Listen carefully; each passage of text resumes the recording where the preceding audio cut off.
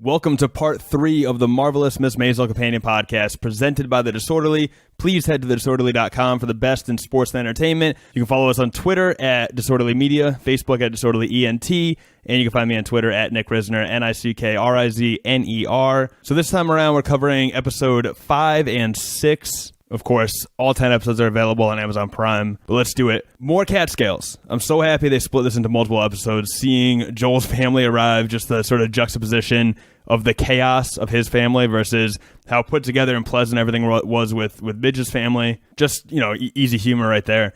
Chester and Susie, by the way, are one of the best pairings of the show. I'm kind of assuming after these 2 episodes that that's the last we'll see of them.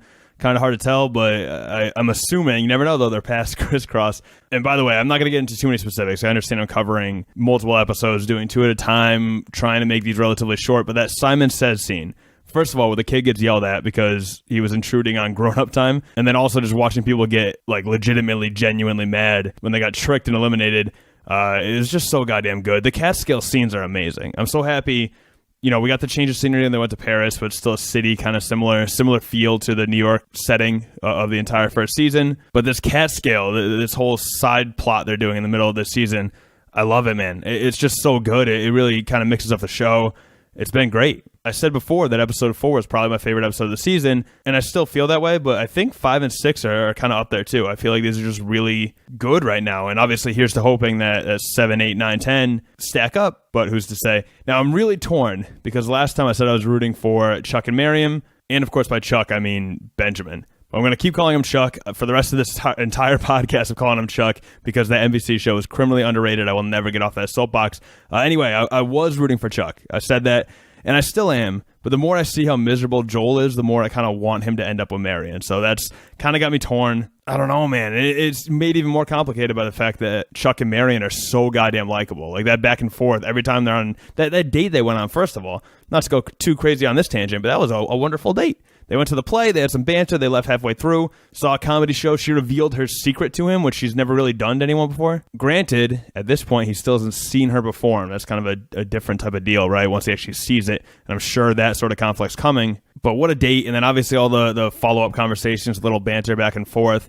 I mean, how can you not like this pairing, right? Chuck and Marion are a lot of fun to watch. And also, while we're on that subject, we've seen sort of things that mirror stand-up comedy. We've even seen other comics do stand-up comedy in these 2 episodes, but we barely got any comedy from Midge. And they even allude to the fact that she's doing a gig at one point in episode 6 where we don't actually see it. And I get it, right? It's not magic. They're not filming an actual stand-up set. They have to write basically a stand-up set for every time they do a stand-up scene, and that's, harder than it looks, even, of course, when you are scripting the laughter. But I truly miss it, and I'm kind of left in suspense to see how Chuck will react to her stand-up set for the first time. I mean, we saw how Joel reacted, right? And that was the only other love interest that had been exposed to it, and it basically drove a wedge between them that's been irreparable. So there is a sort of suspense there. And then we finally do get to see the stand-up at the end of episode 5, that set at the nice restaurant.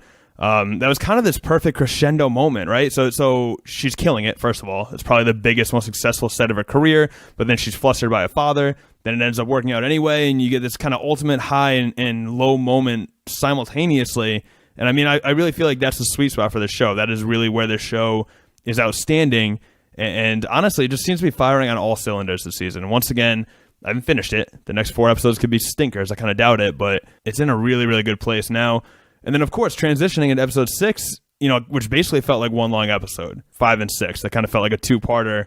I was legitimately nervous about what her father would do. You know what I mean? Like, it was genuine anger. I could feel the embarrassment, the stress of the situation. I mean, obviously, the show maintains the kind of quirkiness throughout, but the suspense was real too. And can we take a second to recognize Tony Shalhoub, the job he's doing? He was nominated for an Emmy last year, didn't win it. I think the only nominee from the show that didn't win. I mean, he's really been performing on another level this season. I liked him last year. He's a big name, so I'm not surprised he got the nomination. But I feel like this year he's really deserving of a nomination, deserving of some recognition for this character, because it's been one of the better parts of the season. And now you have him as an integral part of this plot again, where it's kind of a really interesting dynamic, right? You have Abe and you have Midge. This should be this freeing moment for her. Obviously embarrassing, right? But freeing at the same time, because she has this secret. Now the secret's finally out. And yet her father sees this horrifying thing, and he kind of takes the opportunity to basically seize control and demand that he's in charge of her secret. He's in charge of her situation. So even though the secret is out, at least to one other person,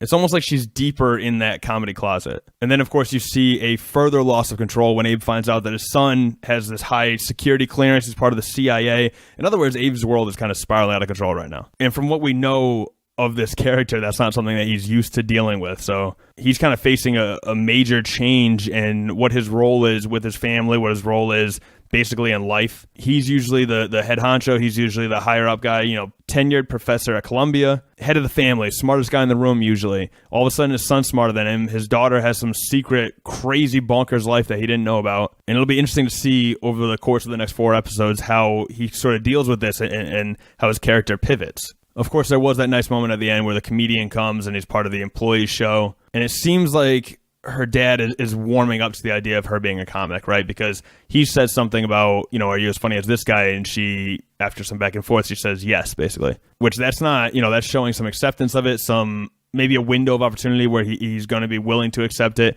I think ultimately he'll be proud of the fact that she's having so much success in that area because obviously, he came to one of the dirtier shows, but she is a dirty comic. So it's going to be tough for him to hear some of the subject matter, but I think ultimately he'll be able to move past that and recognize how cool of a thing it is that she's doing. I feel like throughout the show, you don't really see the warmth or connection between the father and the son. You see a lot of it between the father and Midge. They just seem to click. Like even when they went to Paris to help the mom, you see that dynamic there, the camaraderie there, and I feel like that'll be able to, get repaired pretty easily. I mean, we saw it in the course of 1 episode already. And then finally, of course, the episode ends with Joel and Midge sharing one last dance and then kind of moving on to their partners. A little hoaxy, but obviously some pretty direct symbolism there. And I don't know, what this says about me, but that was really the first time I was fully back on Team Joel. Well, actually, not really. I don't know. I'm torn, man. I'm torn. I still love Midge and Chuck. They seem great, but I do feel bad for Joel. I guess that's what it is. I feel bad because it seems like he doesn't have that connection with that girl yet. I mean, maybe, but right now she just seems like some random girl.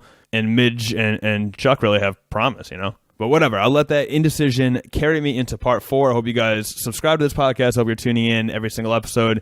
2 more to go, probably. I'll just do part 4, part 5, split it into 2 episodes each, and that'll wrap it up. But thanks, guys. Keep listening. Peace.